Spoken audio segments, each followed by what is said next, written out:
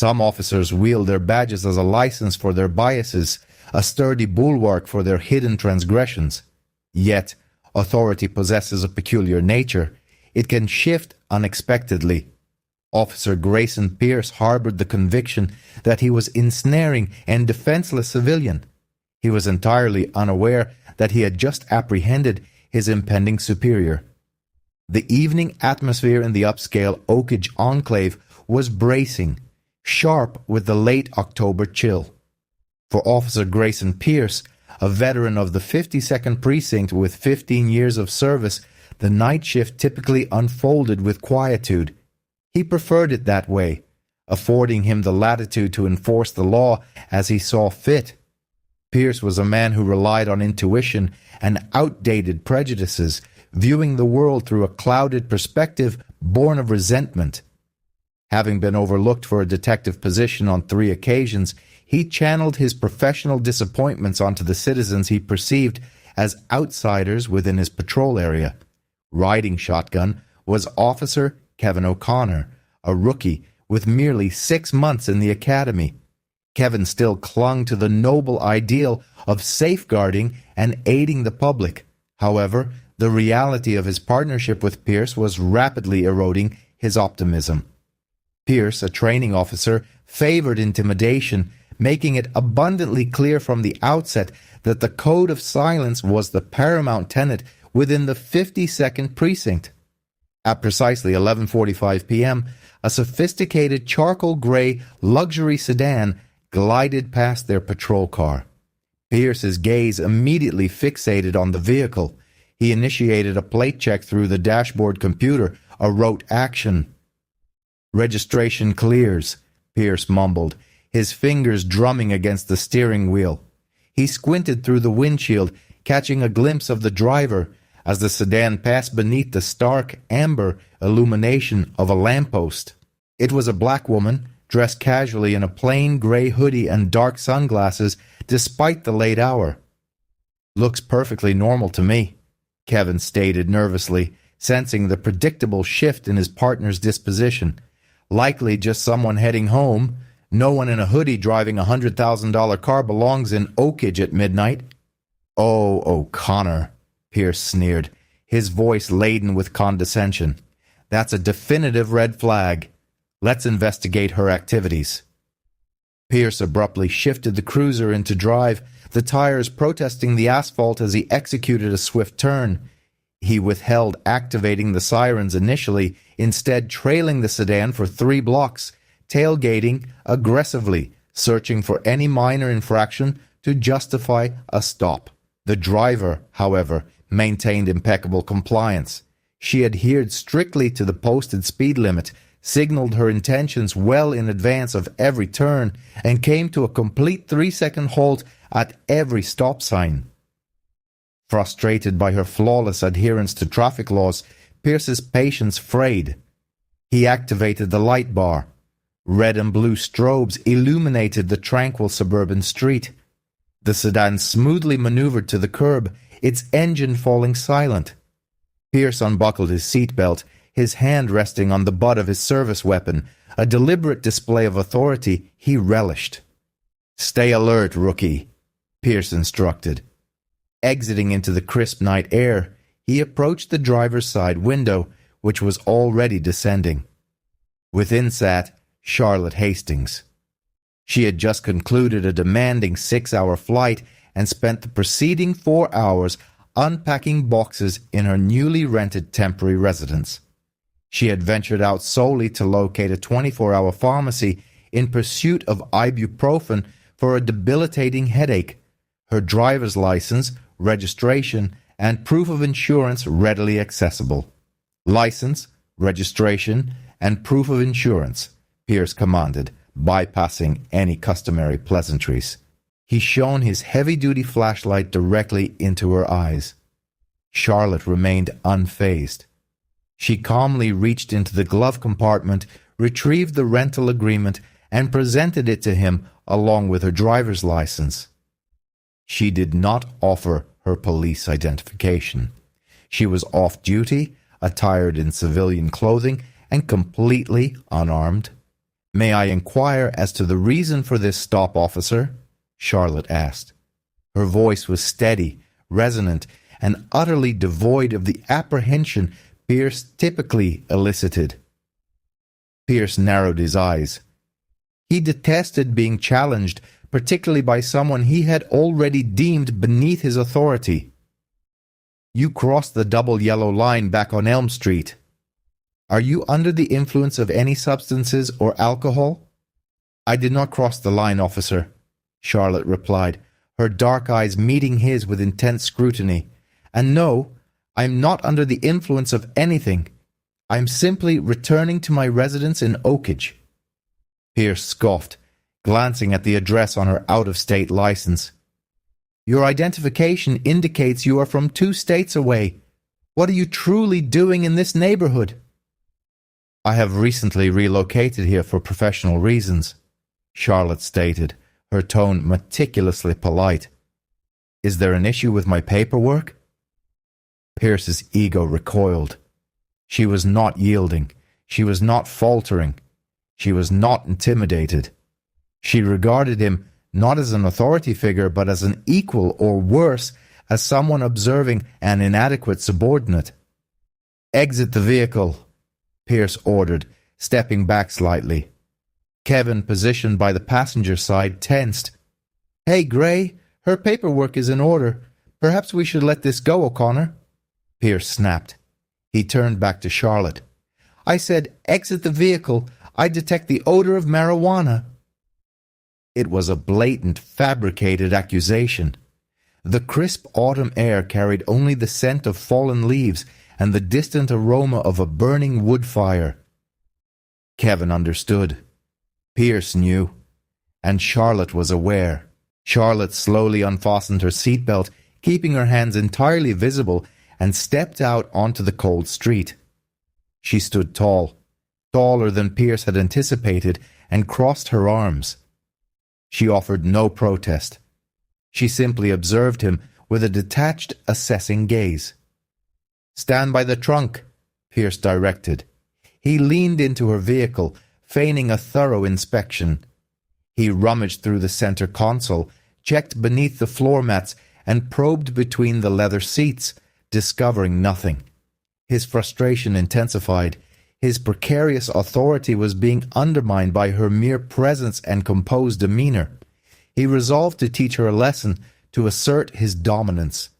With his back to Kevin and Charlotte, Pierce reached into a small utility pouch on his tactical vest. His fingers closed around a minuscule sealed plastic bag containing a white powdery substance, a planted item he kept precisely for instances where his prejudices demanded tangible justification. He bent towards the driver's side floorboard, discreetly dropping the baggie before immediately retrieving it. "Well, well, well," Pierce announced, stepping back from the car and holding the baggie up to the street lamp. "What have we here?" "It appears you're not only a poor driver, but a dealer." Kevin's stomach plummeted. He had heard whispers of veteran officers planting evidence, but witnessing it firsthand rendered him immobile. Charlotte glanced at the baggie, then met Pierce's eyes directly. There was no panic, no vociferous claims of innocence. Instead, a subtle, almost imperceptible smirk played at the corner of her lips. "Is that so?" Charlotte inquired softly. Her eyes flicked to his badge. "Officer Pierce, badge number 449, you're asserting you discovered that in my vehicle?"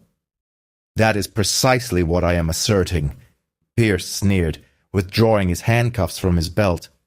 "Turn around and place your hands behind your back. You are under arrest for possession of a controlled substance with intent to distribute." The metallic click of the handcuffs cinching securely around Charlotte's wrists echoed prominently on the quiet suburban street. She offered no physical resistance, smoothly turning to allow Pierce to guide her hands behind her back. "You have the right to remain silent," Pierce recited gruffly, grasping her bicep and escorting her towards the rear of the patrol car. "Anything you say can and will be used against you in a court of law." As he guided her into the hard plastic rear seat of the patrol car, Charlotte looked up at the rookie. Kevin was staring at the ground, his jaw clenched tightly, his face pale beneath the flashing red and blue lights. "Officer O'Connor, isn't it?" Charlotte inquired, reading his name tag before the door was slammed shut. "You appear to possess a strong moral compass. Ensure you do not compromise it tonight." Pierce slammed the door shut, precluding Kevin's response. He strutted back to the driver's side, a triumphant smirk blasted across his face. He felt victorious, having exerted his power, neutralized a perceived threat to his ego, and reaffirmed his dominance over the streets. "See, rookie," Pierce remarked as he entered the driver's seat and shifted into gear. "That's how it's done. You trust your instincts.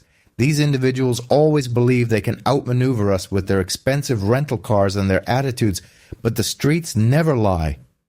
Kevin swallowed hard, gazing out the passenger window into the darkness. "I did not detect any odor in that vehicle." Pierce's demeanor instantly soured. He slammed on the brakes, turning to glare at the young officer. "Listen to me very carefully, O'Connor. You smelled marijuana. I discovered a baggie of cocaine beneath the driver's seat. That is the reality. That is what will be documented in the report.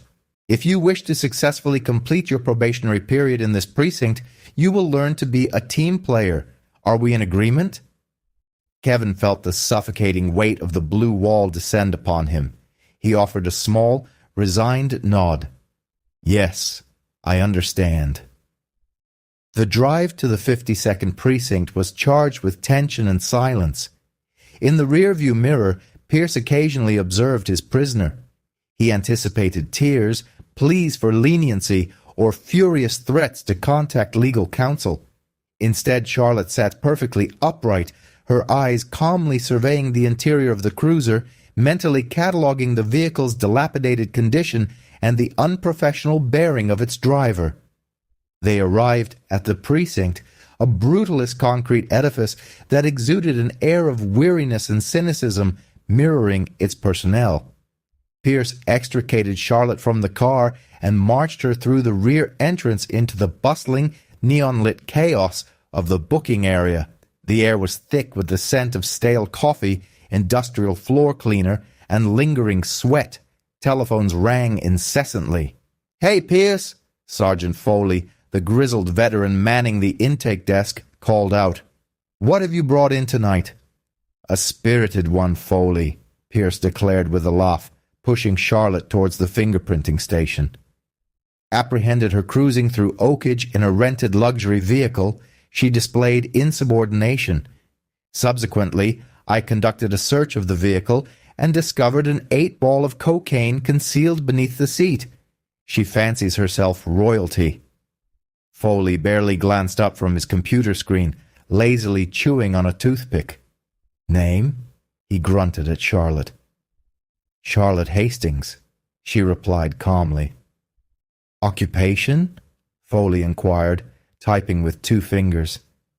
Charlotte paused for a brief moment. "Civil servant?" Pierce snorted derisively. "Civil servant? What, do you affix stamps at the Department of Motor Vehicles? Place her in holding cell 3, Foley. Let her contemplate her actions with the intoxicated until morning. Perhaps she will acquire some decorum." Charlotte underwent processing with bureaucratic indifference. She was divested of her belongings, her phone, her shoelaces, and her wallet. Pierce had not bothered to examine the contents of the wallet beyond her driver's license. Had he delved just one layer deeper, he would have discovered a polished silver shield and an identification card bearing the seal of the State Police Bureau. Instead, he deposited her possessions into a plastic bin and personally escorted her to the holding cells down a somber gray corridor. He unlocked the heavy iron door of cell 3 and gestured for her to enter. "Enjoy your stay, sweetheart," Pierce taunted, leaning against the bars. "Perhaps tomorrow you can contact your little civil servant associates to arrange your bail, assuming you can afford the bond." Charlotte turned to face him through the iron bars.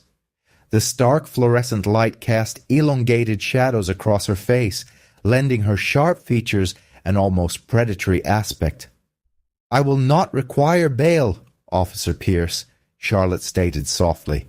"However, you will likely require a very competent union representative." Pierce scoffed, shaking his head. "Empty threats from a cornered rodent. Get some sleep." He turned and departed, his heavy boots echoing down the hallway. Charlotte observed his retreat, her expression unreadable. Once out of sight, she walked over to the concrete bench, sat down, and simply waited. She did not request her phone call. It was unnecessary. The trap she had entered was about to ensnare the very individual who had set it. Back in the bullpen, Pierce poured himself a cup of burnt coffee and settled at his computer terminal to compose the arrest report. It was a fictional masterpiece detailing a spurious traffic violation, a fabricated scent of narcotics, and a meticulously orchestrated falsehood regarding the discovery of the contraband in plain view. He printed the report, appended his forged signature with a flourish, and deposited it into the commanding officer's inbox. The digital clock on the wall ticked past 4 a.m. The night shift was drawing to a close. The precinct began to stir with a different kind of energy. The morning shift was commencing its arrival, and the air was heavy with anxious speculation. The 52nd Precinct had been operating without a permanent captain for 3 months, ever since the previous one was compelled into early retirement following an investigation into corruption. Today was the scheduled arrival of the new commanding officer. "Heard anything about the new boss?" Officer Jenkins inquired, leaning over Pierce's desk. Pierce leaned back in his chair, resting his feet on the desk. "Word is, they're bringing in an outsider from the State Bureau. Some hard-nosed reformer, but you know how it is. They all arrive proclaiming grand intentions of cleaning up the streets, but give them a month and they fall right into line. Nobody disrupts the 52nd. "I'm not so sure, man," Kevin interjected quietly from the adjacent desk, rubbing his tired eyes. "I heard she's ruthless. An internal affairs background. Made captain in record time." Pierce laughed heartily. "A female IA operative. Please, she'll take one look at this precinct and retreat to her office. We run this establishment, rookie. Never forget that."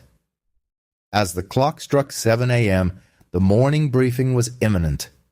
Pierce grasped his coffee mug, feeling utterly invincible. He had a substantial arrest documented. He had put an arrogant citizen in her place, and he was prepared to coast through the remainder of his week. He was entirely oblivious to the fact that down the hall in Holding Cell 3, the ruthless, record-breaking new captain of the 52nd Precinct was wide awake, mentally drafting his termination papers. The briefing room of the 52nd Precinct was a confined, windowless space that smelled of floor wax and stale donuts. By 7:30 a.m., it was packed shoulder to shoulder with the morning shift. Officers leaned against the cinder block walls, sipping from foam cups, their voices a low murmur of complaints about overtime and malfunctioning patrol cars. Officer Grayson Pierce occupied the second row, his boots propped on the back of the empty chair before him. He was holding court, regaling a couple of wide-eyed rookies with an embellished account of his midnight apprehension. Officer Kevin O'Connor sat 2 rows behind, staring intently at his notepad, his stomach churning with a gnawing guilt. At precisely 7:45 a.m., the heavy wooden door at the front of the room swung open. The room immediately fell silent. It was not merely the shift commander, Lieutenant Harrison Blake, who entered. Accompanying him was Deputy Chief Jonathan Powell, a notoriously stringent disciplinarian from downtown headquarters. Powell's face was taut, his eyes scanning the room like a hawk searching for a sickly mouse. "10 Hut," Blake commanded. The room scrambled to its feet. Pierce reluctantly lowered his boots to the linoleum floor, assuming a standing position but maintaining a bored, insolent expression. "At ease. Be seated," Deputy Chief Powell instructed. Stepping to the podium, he gripped the edges of the wooden stand, glancing at his gold Rolex. "I am here this morning for a specific purpose. As you are all aware, this precinct has been without a permanent captain for 3 months. That changes today.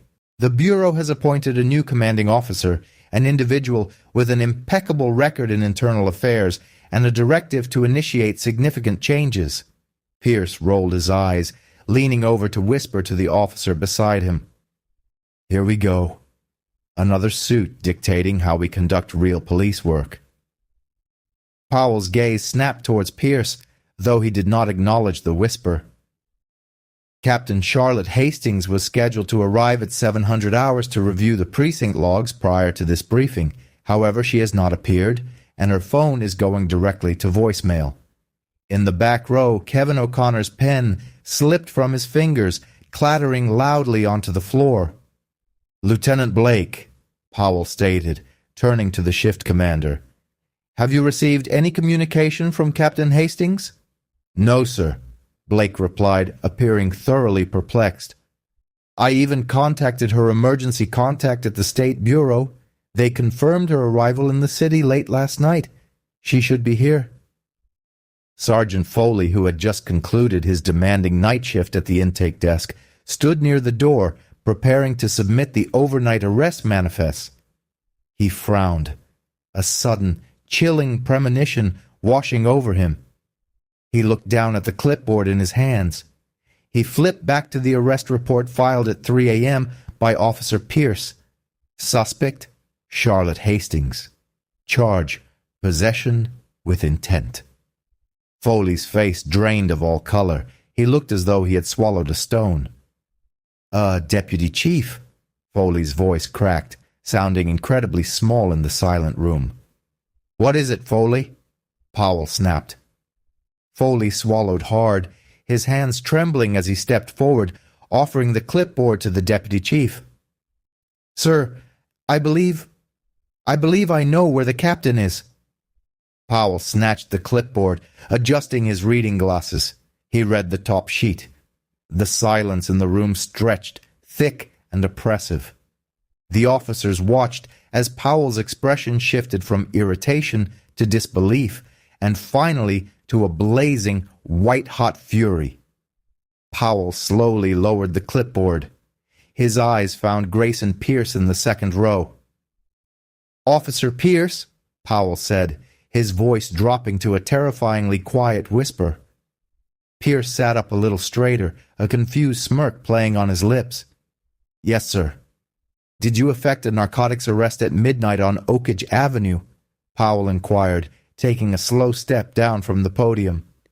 "Yes, Deputy Chief," Pierce replied proudly, puffing out his chest. "Routine traffic stop. Suspect was uncooperative. Discovered a significant quantity of cocaine concealed beneath the driver's seat. A solid bust." Powell did not blink.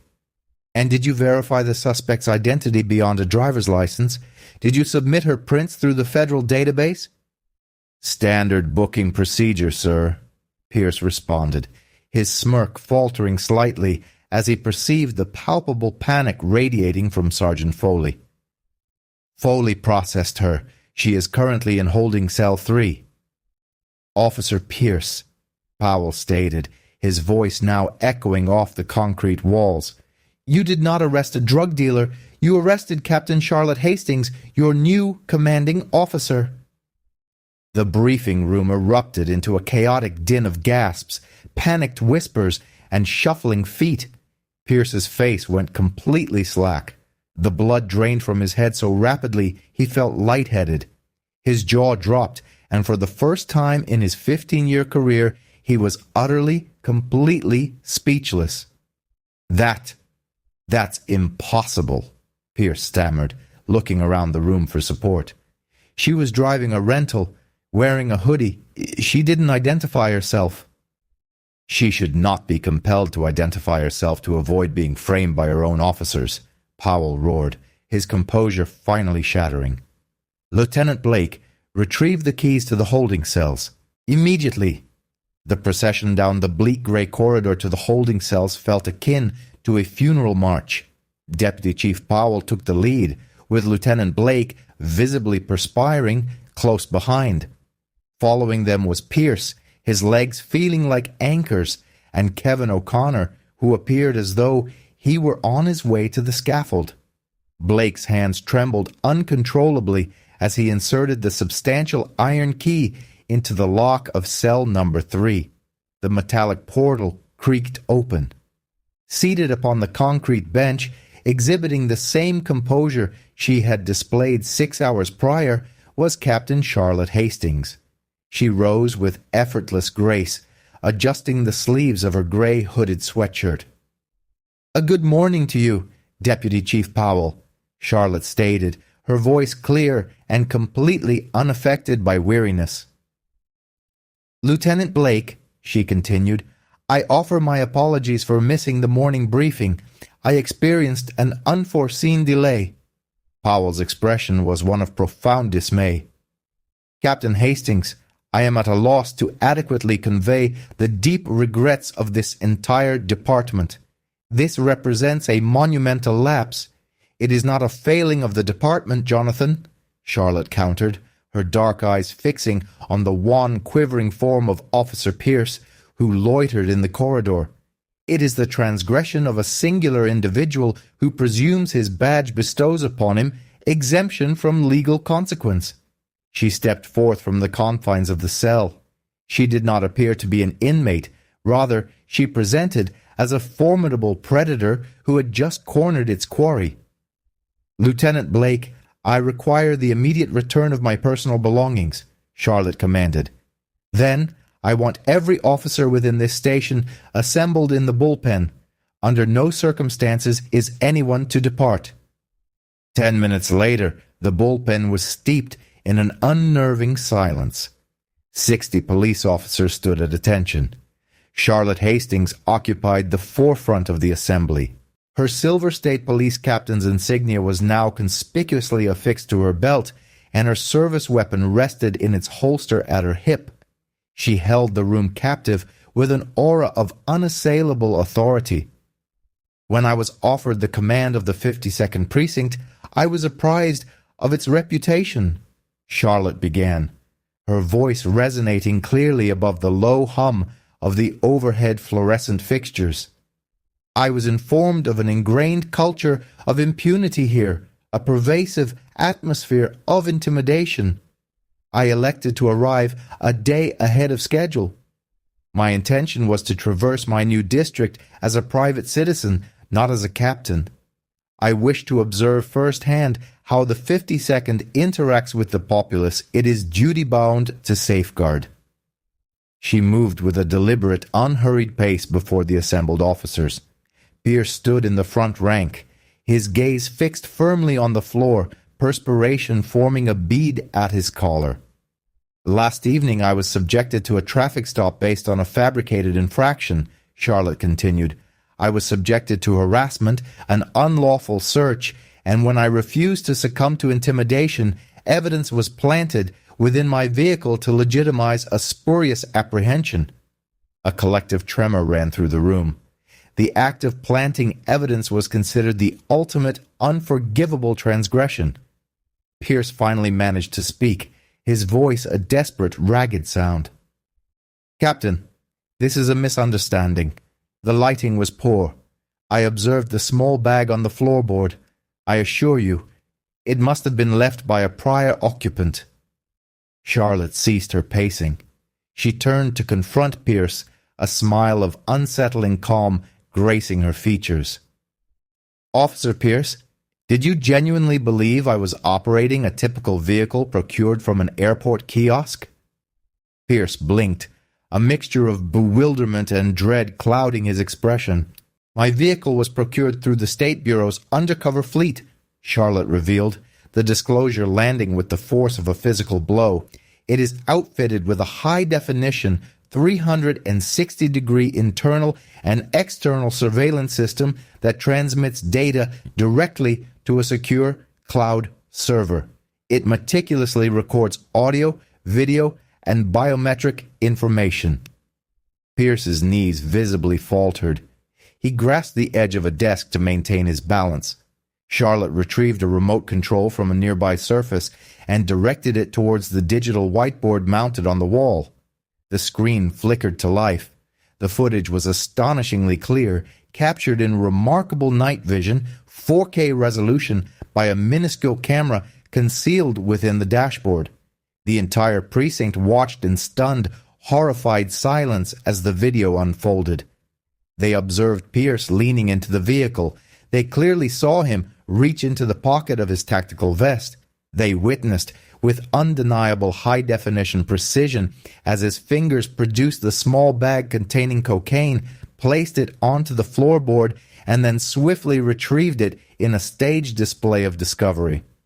Precisely at this juncture, Charlotte stated, pausing the video at the exact frame where the bag exited Pierce's hand, we witness acts of misconduct, deprivation of rights under the guise of lawful authority, the fabrication of physical evidence, and perjury.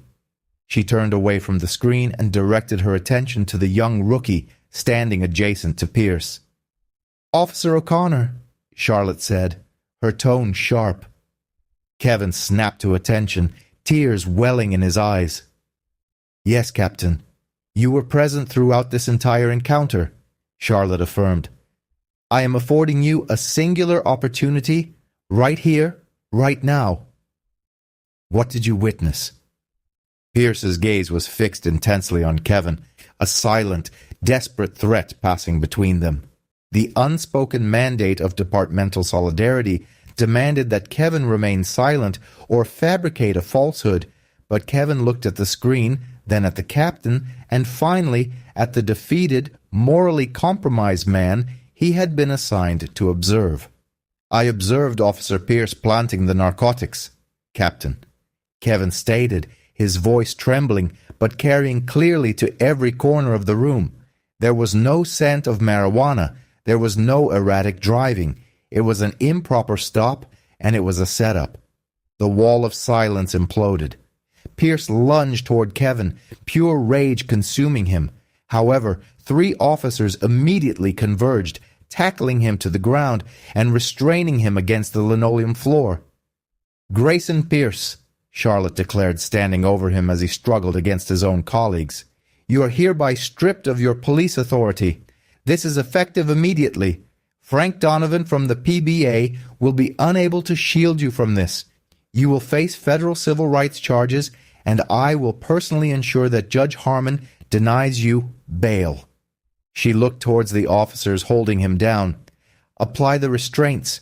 Read him his rights." Kevin O'Connor stepped forward, withdrawing his own set of handcuffs from his belt. His hands were now remarkably steady as he fastened the cold steel around his former training officer's wrists. The resonant sound of true justice echoed through the stunned precinct. The badge serves as a symbol of public trust, not as a bulwark for personal malice. Grayson Pierce learned this truth in the most severe manner possible, exchanging his uniform for a bright orange jumpsuit. Charlotte Hastings commenced the purification of the 52nd Precinct, beginning with the very individual who had attempted to undermine her. Retribution does not always manifest in uniform, but when it does, it demands complete accountability and leaves no latitude for corruption.